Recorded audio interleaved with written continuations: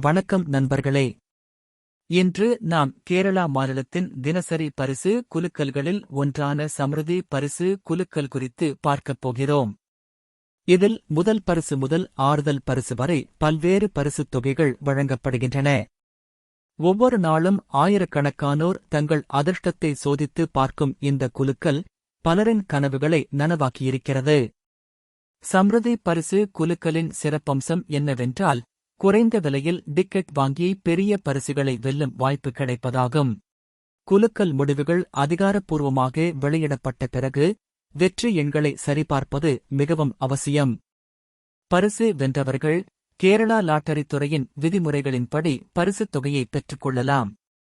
நண்பர்களே, பரிசு குலுக்கலில் முழுமையாக அதிர்ஷ்டத்தை அடிப்படையாக கொண்ட ஒரு விளையாட்டு என்பதை மறக்க வேண்டாம்.